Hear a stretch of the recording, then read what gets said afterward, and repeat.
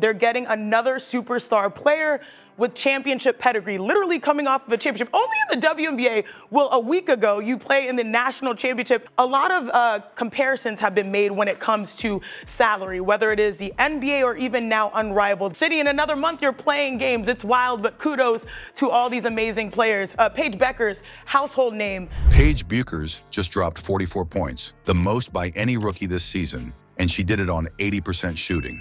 That sounds legendary, right? But here's what nobody is telling you. Defenders weren't just struggling, they were barely trying. Wide open lanes, uncontested jumpers, no double teams in sight. Why did Caitlin Clark get swarmed all year while Paige got a free runway to WNBA history? The numbers are insane, but the film shows something that should make fans suspicious. Was this performance as real as it looks, or part of something bigger? Before we move on, I'd like to ask you a small favor. If you appreciate this content, please take a second to like this video and subscribe to the channel. Over 98% of you watch the videos without subscribing. It costs you nothing, but it makes a huge difference to us. So, did you click the subscribe button? Great, thank you so much. Now back to the video. Imagine this. You've got a rookie who's torching the league, and instead of defenders sliding in, bodies colliding, and people hustling to get every stop, it looked like they were moving at half speed. That's why so many eyes were glued to the film of Paige Bueckers' night. Last night, Paige Bueckers dropped 44 points, and we're going to look at a video that just dissects and exposes a lot of that shit. Let me tell you. She lost last night's game, and I'm not even talking about a video exposing last night. It's just a video exposing a lot of the special whistles, special treatment she gets. Oh my God, Paige Bueckers got her by 0.5 points right there. 0.5, but just about everything else checks that box. On paper, her 44 points looked insane. Not only did she hit nearly everything she threw up, but the efficiency screamed dominant in a way you barely ever see from a first-year player. The box score looked historic. But the replay, that's where the doubt started creeping in. You expect defense in a record-setting game to look desperate, wild even. Scrambles, double teams, fouls, anything to slow her down. Instead, you saw players jogging behind her like she was late for a bus they weren't even trying to catch. The effort didn't match the moment. When a rookie turns into a hot hand, teams usually throw the kitchen sink at them and force the ball out. But the tape showed the opposite. Paige walking into looks that should never exist in a close game. Let's start with the first example that had fans calling it Exhibit A. Paige lined up a three from the right wing. So the fact that Paige Bueckers can not only debut in the W in a month or so, but most importantly stay home and make good money, it shows you that the pathways for women's basketball is on the rise. Got to give major props to Paige Bueckers because, not to say that you didn't, of course you did, but I'm just saying her business acumen, investing in Unrivaled, before she arrives there with an NIL deal, having equity. You just talked about the average being over 200,000, for folks that are entering Unrivaled. We got that part. Looking at the WNBA, who's going to be the highest paid player in the WNBA this year? I believe it is Kelsey Mitchell. Her defender trailed behind her like she was running drills in practice, not like the clock was ticking in a real game.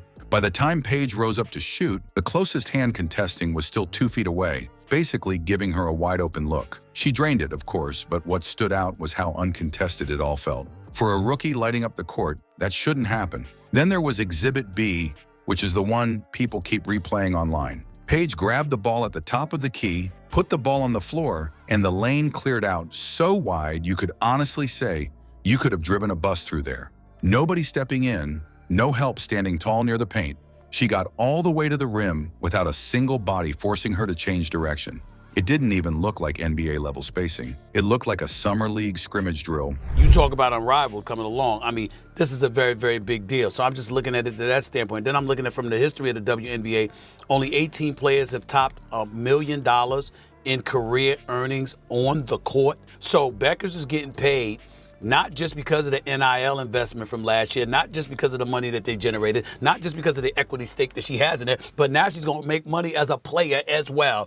12 to 13 million, but you ended up making over $27 million in year one. Okay, that is a huge sign. Where everyone just lets you go. And the strangest part might have been Exhibit C. Every basketball fan knows the easiest way to slow down a rising scorer: throw some traps, force the ball out, get it out of their hands so they can't keep cooking. Yet the defense against Paige kept it simple. No hedge on screens, no double teams. Even after she already had 30 in the bag, it was like she was given the greenest light with no resistance. It was baffling. Now, you can't look at this in isolation, because when you put Paige's night side by side with what Caitlin Clark has been facing, the contrast pops out like neon. Clark, every time she catches the ball, it feels like 2 or 3 defenders are already closing in. She gets blitz trapped at the top. She gets hedged hard off pick and rolls. Caitlin Clark's side of the fence, including a record-breaking assist season. Caitlin Clark had the special whistle Paige Bueckers got. She'd be averaging 27 points a game. More block shots, better better free throw percentage. Sometimes she can't even make her first move without another defender swiping at the ball. The stats even back that up. Clark drew multiple defenders on a huge percentage of her touches, which made every shot attempt feel like it came through traffic.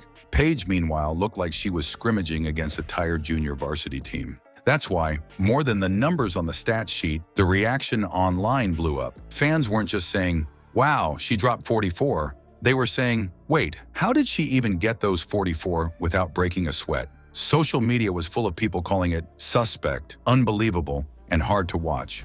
Building the league because she's participating in it and what have you. It's a beautiful, beautiful business move on her part.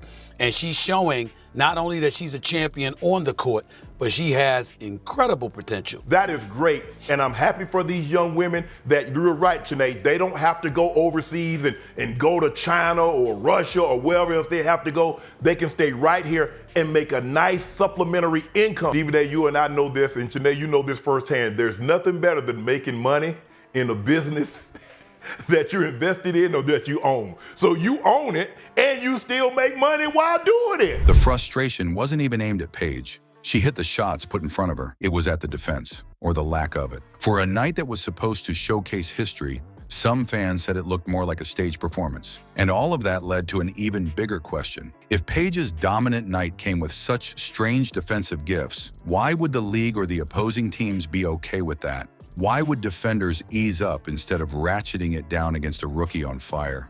That's where a lot of fans started pointing away from the game itself and towards something bigger at play. Paige's 44 will live in the record books, but anyone who watched knows the tape tells something else entirely. It didn't look like desperate defense. It looked like defenders pulling back when they should have been tightening up. That's why people keep calling the whole thing staged. Think about it. If the league cares more about hyping names than letting the battles play out naturally, the highlights lose their impact. Fans stop trusting what they see. That's dangerous for the game. So here's the real challenge. Don't just check box scores. Ask why some stars get mobbed while others glide free.